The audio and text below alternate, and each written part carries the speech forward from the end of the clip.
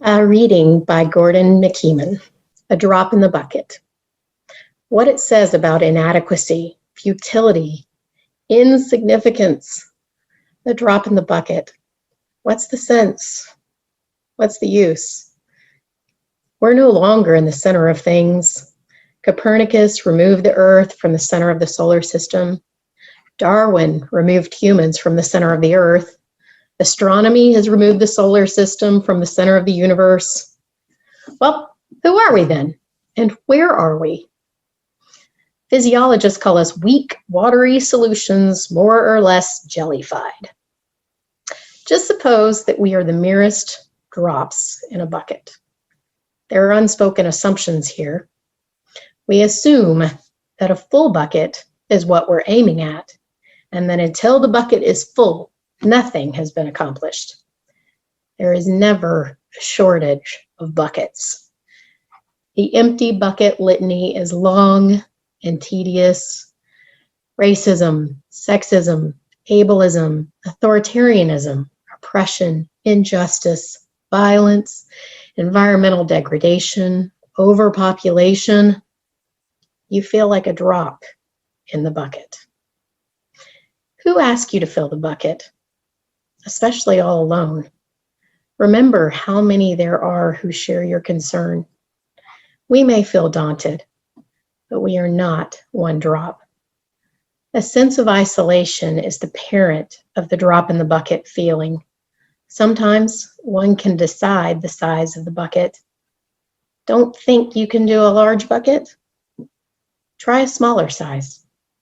Even imparting a bit of hope, a pat on the back, a financial contribution, a few hours of volunteer service, every drop helps. It might even be wise to remember why you need to help fill this bucket, possibly to quench the thirst of someone hard at work filling a larger one. That buckets of whatever size are filled a drop at a time. If you don't help, it will take even longer. That drop may be one of the last ones needed. Why is it that our image is of the first drop in the bucket? Where would we be if everybody gave up putting drops in the bucket? Probably much worse off. Persistence depends on patience, on keeping at it when there is little to reassure us. It would be too bad to give up, to sit back, bemoan the sorry state of the world, and wonder why somebody, anybody, everybody, but not me, thank you, doesn't do something about it. After all, the Grand Canyon was fashioned by drops of water, as ordinary as they seem.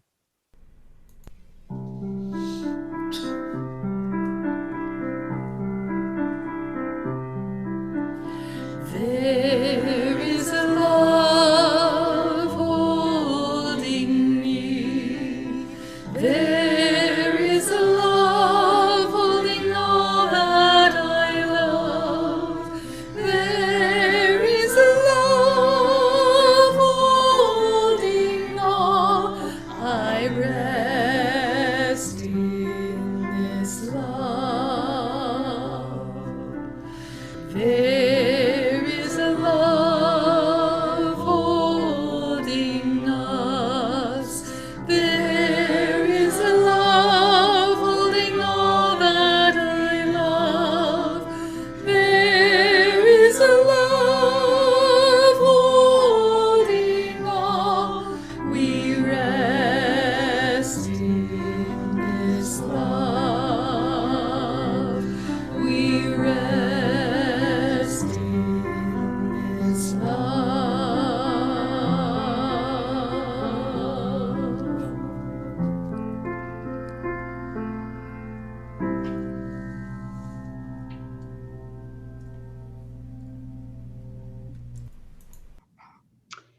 In the scale of the world, we are insignificant. We may go outside at night and look up at the stars and recognize that there is an infinity of space and an uncountable number of stars and an unimaginable number of galaxies that expand beyond what we can even imagine. Our planet is a small blip in the cosmic reality. And each of us only live a short span of time. And we are one among billions of inhabitants who have lived on this speck of cosmic dust. How important are we, really? Depending on how we feel at the moment, this may make us feel like nothing we do matters. Or, on the other hand, it may be very freeing, very liberating. We can embrace the wonder of being part of the vastness. We can settle into the mystery of being part of something so much wider and deeper and further than our consciousness can even fathom.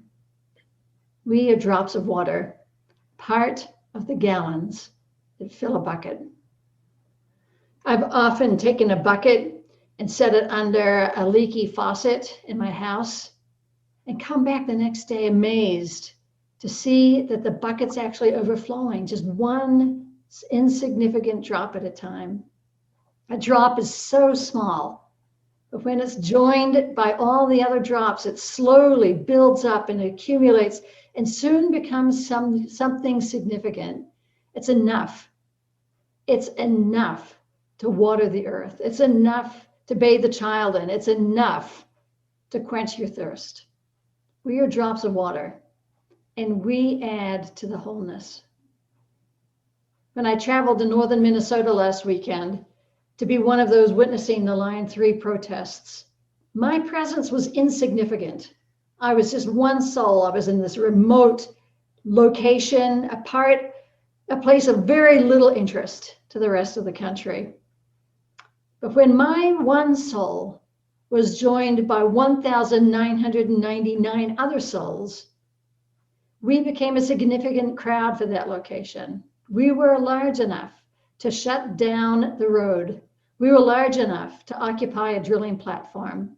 We were enough to make headline news so the nation could learn what was happening. Drops gathering together to create a bucket of water. Marsha P. Johnson was a drop of water, a single person in the vastness of New York City. But when she threw her shot glass, she gathered the drops of the gay, genderqueer community, and they transformed the gay, lesbian, transgender, non-binary community together. Rebecca Solnit, in her book called Hope in the Dark, explores this as she tells histories of seemingly small acts, little drops of bucket of time that eventually accumulate. She tells the story of the Women's Strike for Peace group that started in 1961 with a few women who used to dress up as ordinary housewives. One woman talked about how foolish and futile she felt standing in the rain protesting the nuclear arms accumulation. And years later, the same woman attended a lecture by Dr. Benjamin Spock, who had become one of the most high-profile activists on the issue. And he stated that the turning point for him came when he saw a small group of women standing in the rain in the front of the White House. If they were so passionate, he thought, then he needed to give the issue more consideration. We are drops of water in a bucket, and we never know which drop we might be. We might be the first drop in the bucket, small, seemingly insignificant, but a drop nonetheless.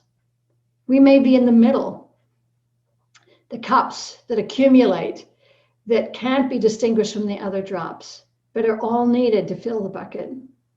We might be that last drop, causing the bucket to overflow and transform the land as the soil it rests on erodes away or grass suddenly sprouts up. We don't know the consequences of what we do. When Christy weeds and plants flower pots on the church deck, she doesn't know whose heart will find grace at the blooming of the flower that results. When Lawrence greets someone at the open door of our church, he doesn't know whose soul will feel relieved at being noticed.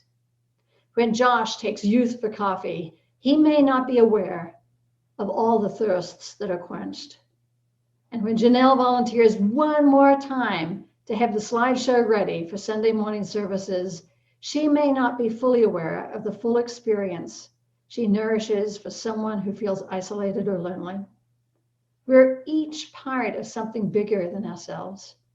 When we give our time to an endeavor, when we attend to the small bits that create the whole, we're bending our efforts to making the world someplace better for all.